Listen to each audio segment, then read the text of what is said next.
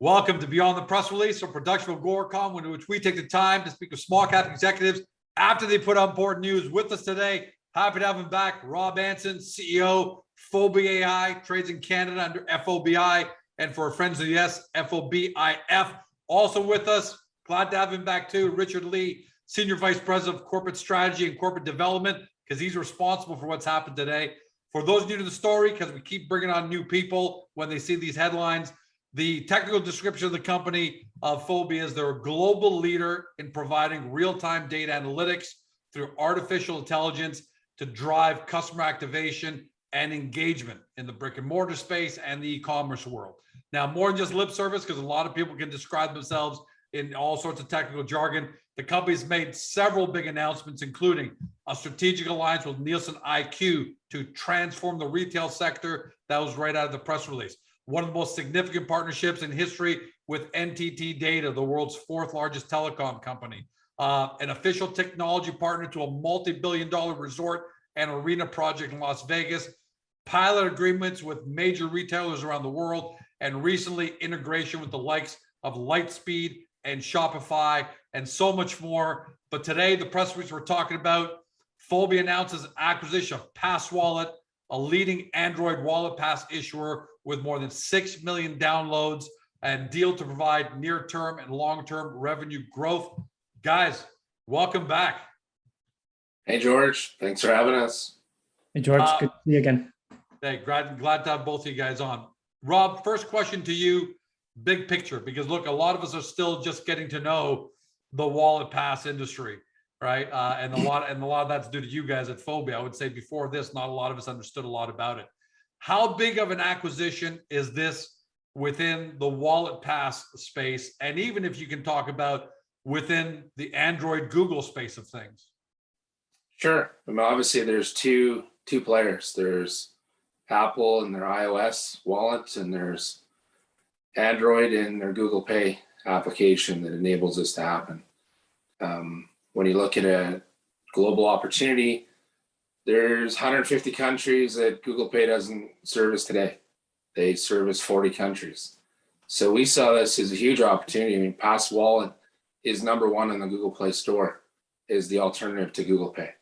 Obviously, when we look at size of market and opportunity, this was an absolute no-brainer for us. I mean, to be able to manage this from not just a mobile application, digital wallet perspective, but to really throw gas on this and fully put all of our horsepower behind this now to service those 150 countries from a ticketing and wallet pass application, but now tying in the payment capabilities, some other things that we have up our sleeves as far as loyalty and cashback and open banking and stuff. This is a monumental day for our company. When we look back at the end of next year, this will be a huge story. And thanks to Richard, this is a huge win for Fobi. Richard, you're the architect of M&A. This is deal number 2 for you. So we'll talk about your pace a little later on. But right now, what we want to know, and congratulations, by the way. Right now, I think what everyone would like to know is, what is PassWallet? You know, what are they doing today? And what's the strategic fit that you saw that made this an acquisition that you had to have?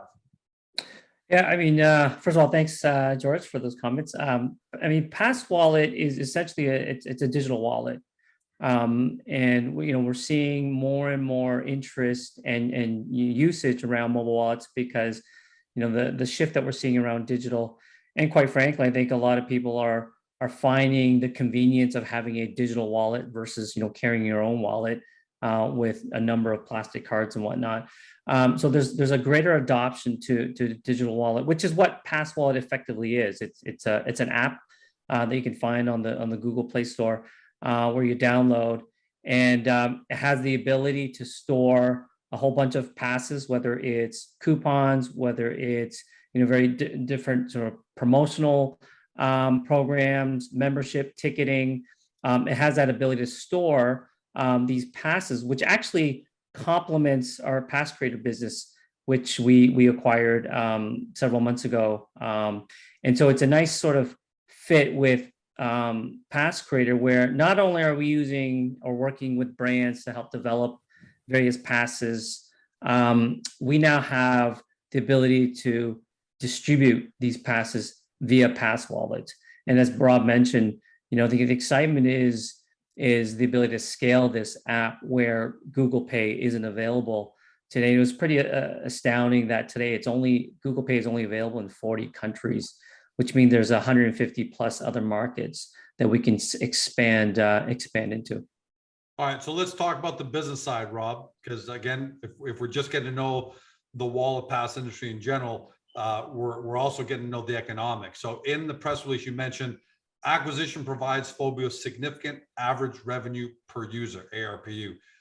Simple question: how are you going to monetize these 6 million downloads? Because I'm assuming there's direct way to monetize. There are indirect ways like the data. There's also integrating into Fobi. So how do you see monetizing, and what is the opportunity here to monetize it? Well, it's all about the known user. Customer acquisition is extremely expensive, especially in the fintech and mobile space. When we put some hyperlinks into the press release that I would encourage people to read, that explain the value of the acquisition component here, the value of ARPU, what that means from average revenue per user. These are models that the industry and the ad tech space are familiar with and created to be able to provide a value to GeorgeCom, right? GeorgeCom is a user, as a mobile user, fintech user. You're looking anywhere between $10 and $20.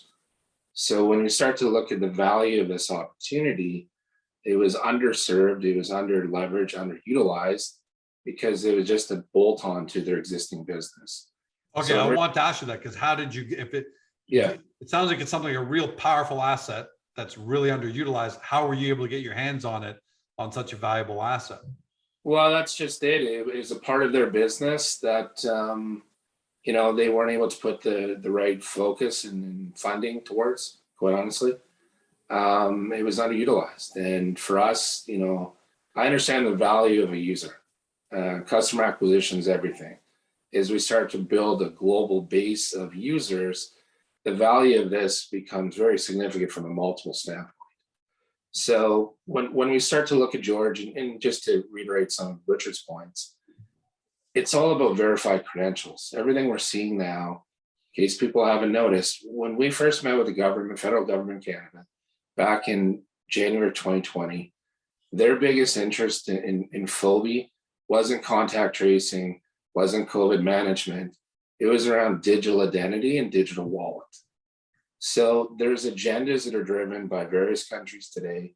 There's mandates that have been put in place for the use of a verified credential in a wallet and proof of vaccination or testing. These are all things that are coming. We're way behind in North America, George. Pass Creator has done this for years in Europe with the wallet encompassing driver's license, auto insurance, home insurance, travel, whatnot. So these are all things that are coming. Your wallet now will give you access to your home. It will enable you to start your vehicle.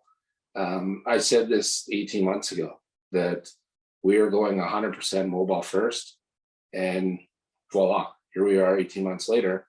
We're the leading wallet pass issuance company globally.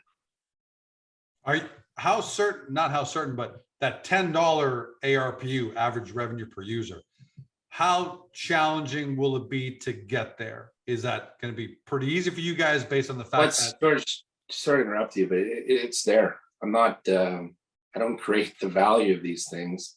There's lots of links out there that I'm sure will be shared and circulated as our shareholders they're like private investigators, half of them. They're it's quite impressive to see what they come up with. It's astonishing, quite honestly. But all kidding aside, no, these are established values, right? You'll see the bottom or the gaming. You'll see the fintech mobile user. It's all about data. It's all about access to users, and that's where we focused on. We're not just a data company. We acquired PassCreator, PassWallet because it's the activation now and monetization of the data of the user, much like Facebook and Google do today. And Richard, is that what you guys are doing? You're supercharging the app because people have downloaded it, but they're not able to use Google Pay. So you're going to add in, your payment processing. How are you going to add on that piece when you say we're going to service the 150 countries where Google Pay is currently unavailable, but you have these downloads? What's the missing piece? How do you finish that off? Well, the fintech part aside, because that's something that will still require some work for us to incorporate and to integrate.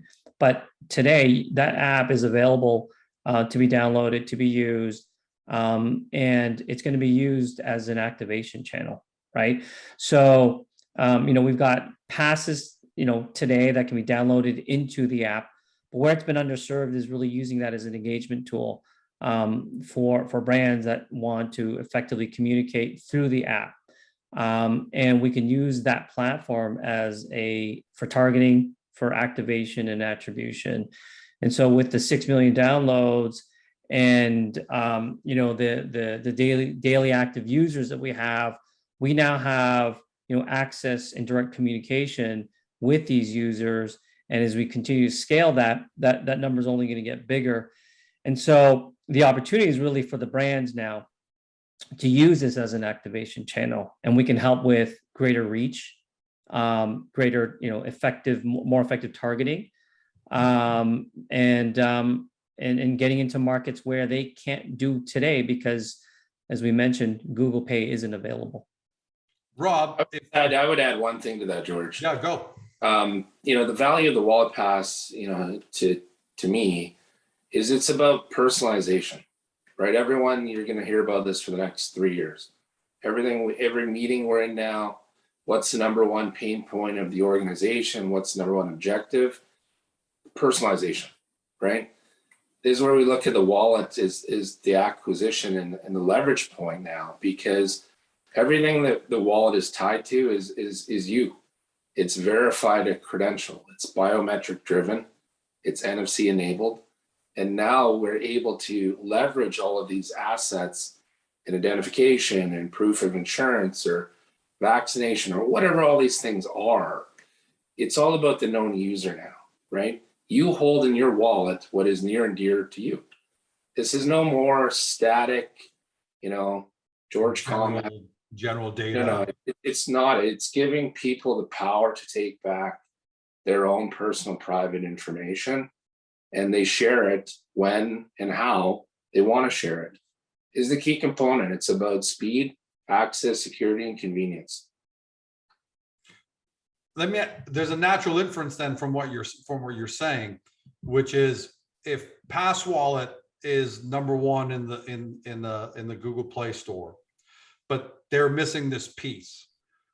Is it safe to say then there must be other like-minded companies around the world in North America, other wallet pass style companies that have have great downloads but don't have the missing piece that? The answer is 100% yes. There will be a big consolidation, in my opinion, of the past digital wallet space, if you want to call it that. It's something that Richard and I are very excited about and leading on the forefront of finding these other companies. The challenge too, there's a lot of these companies we're finding that are cash flow positive, but they understand what's missing. That what's missing is us. It's the artificial intelligence, it's the data applications, it's the segmentation, the personalization. These are the powerful things that bring the digital wallet and wallet pass to life and take it from static to truly dynamic.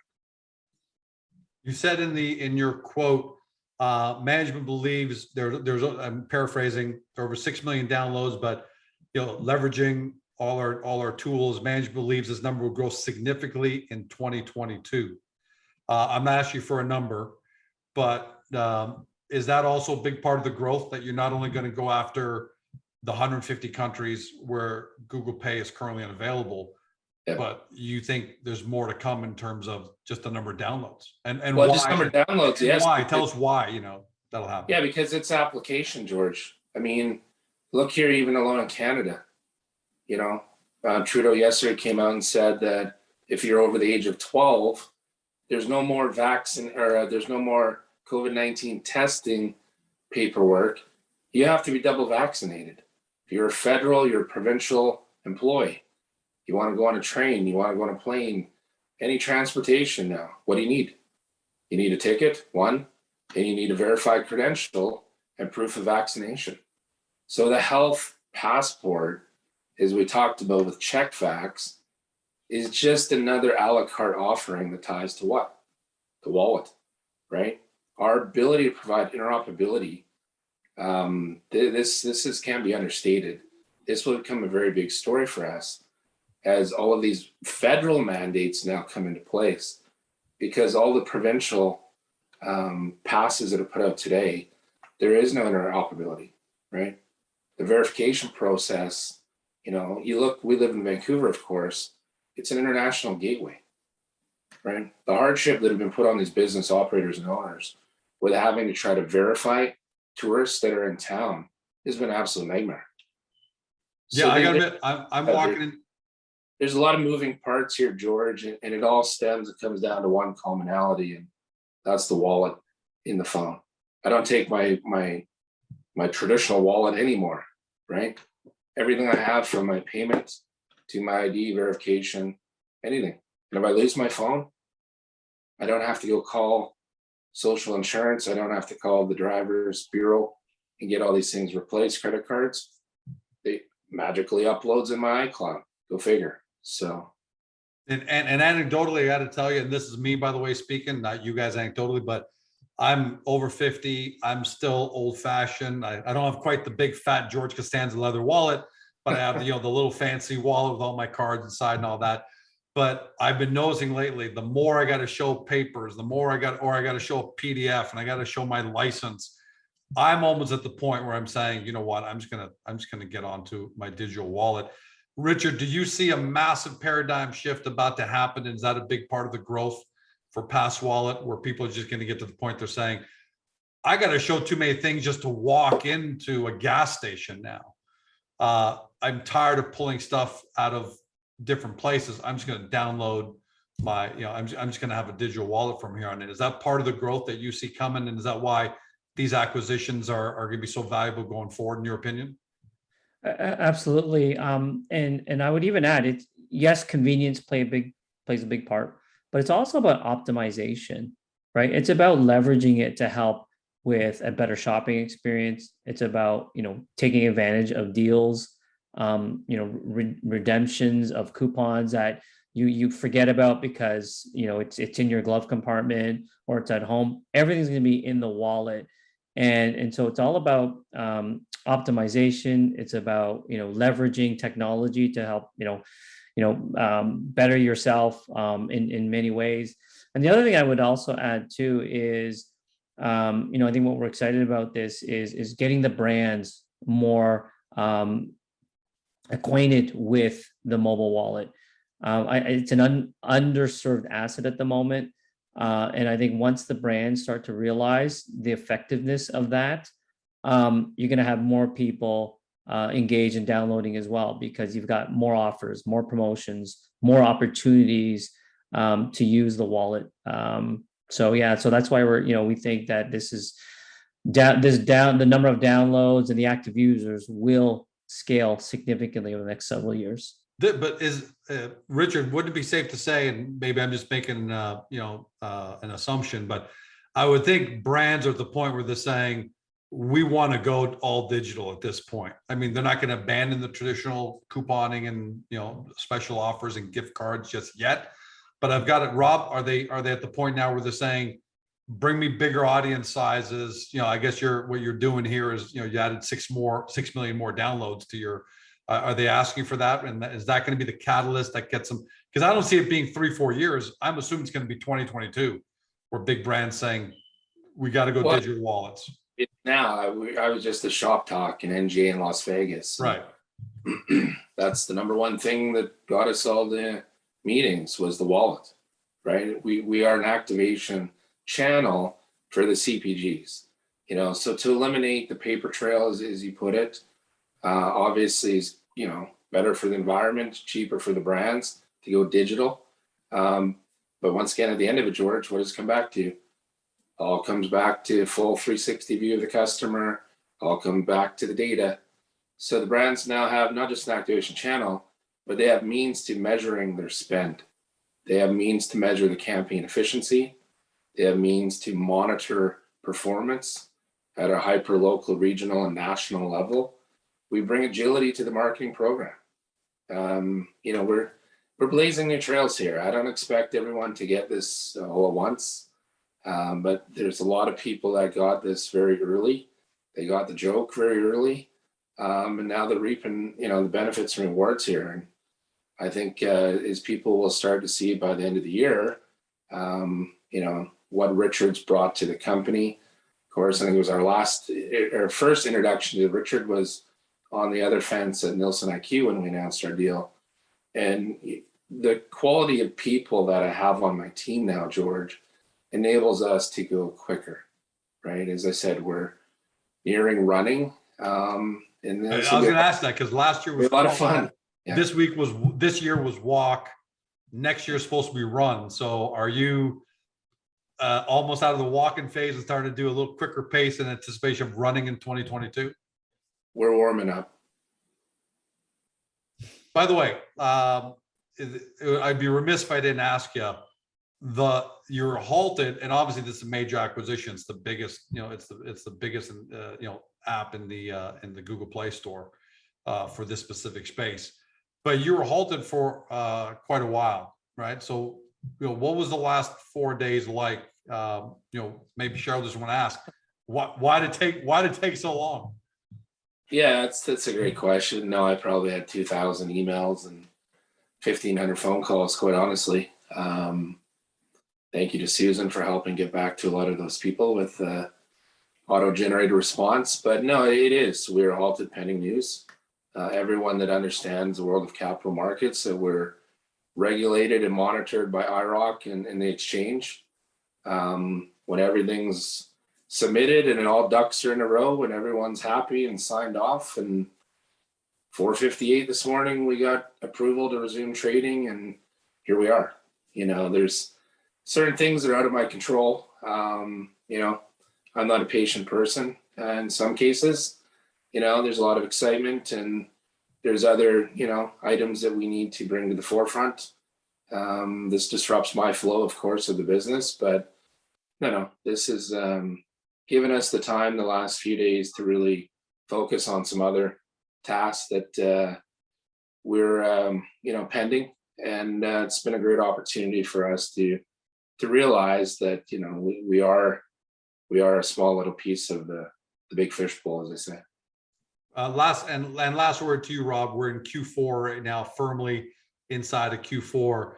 And again, I'm not going to ask for specifics or projections or anything like that, but how happy are you with the pace, or how satisfied are you with the pace of Fobi at which it's moving now? And do you expect to end the year as you thought at the beginning of the year when you said this is going to be the year of several that's going to beat 2020 by several magnitudes?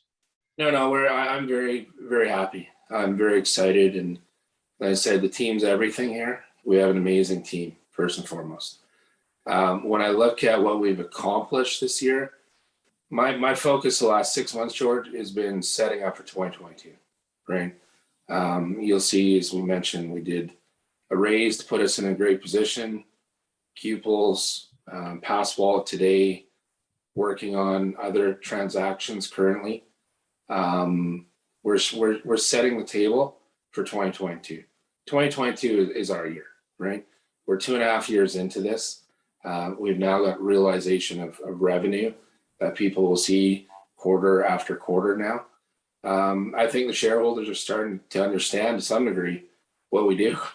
It's not an easy story. We don't sell ice cream. You know, technology is something that people, you know, traditionally stay away from because it's very complex and people like their little comfort zone, right? it's been. But the fact of the matter is, I mean, my thesis has been that this decade is going to be the best ever for converging tech, because it is. because so much tech now is going to another level. You know, that 10 years ago, I mean, 10 years ago, we could only dream of real-time data analytics and artificial intelligence, or you had to have tens of millions of dollars available to you to make it work and make it happen. Yeah, George, I mean, you look at, we've gone through 20 years of digital transformation in 20 months now, right? As I said before, the whole world is going mobile first and digital.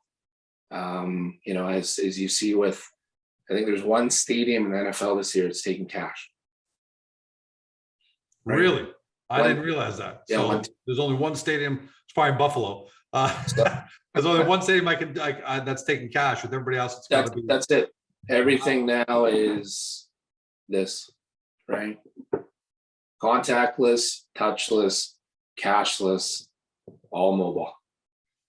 Rob, last time we had you on, you said, I'm going to see you again soon. So is that still the case again? Are we going to see you again soon? But George, you're a busy guy. You're booked up a lot. So I don't know. I always got time for you. Don't make that a challenge. I'll do this at midnight. You know that. Richard's, you can ask Richard, but I think he's got his first experience of drinking out of the fire hose with a pace at Fobi. So it's hopefully exciting for him. Yeah, that was kind of in your quote, right, Richard? Where you said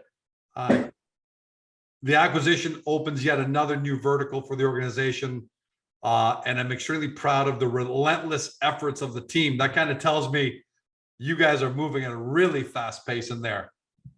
Absolutely. I mean, Rob said it a few times already, but you know, I can acknowledge as well. It's a great team. It's a great team to be around and to work with, and you have to, because you're spending so much time with each other. It's kind of like your second family. So it's so important to be working with people that obviously you get along with. And how's the pace? How's the pace for you? Oh, the pace. Oh, it's phenomenal. It's kind of you know, up my alley. I love the pace. There's always something on the go, and like Rob mentioned, there's a couple of other projects that we're working on and very excited about. But the pace is great. Something that I truly appreciate, and it's a lot of fun. Well, guys, it's fun to watch the pace, I got to admit, and can't wait to keep up with you guys and see what more is going to come in the coming days, weeks, and this quarter. But for today, congratulations on this acquisition, and happy Thanksgiving to you guys. Richard, you're in the States, right? You're in Canada? No, I'm in Canada. So right. Yeah. So happy Thanksgiving to you guys. Happy Thanksgiving to our Canadian shareholders, and see you guys soon, guys. All right. Thanks, George. Thanks, George. For everybody at home, you've been watching both Rob Anson and Richard Lee of Fobi AI. For those new to the story, this is what you got to do. Get to the company's profile page on the Agoracom to start your due diligence. And then once you finish that, link right over to Fobi's website, do your deeper dive due diligence. Hopefully you discovered your next great small cap company. Thanks for joining us. Have a great day. See you next time. Hey guys, this video is over, but don't forget to help your company by liking it and even leaving a comment below. And then don't forget to help yourself by subscribing to our channel and never missing another great Agoracom small cap video.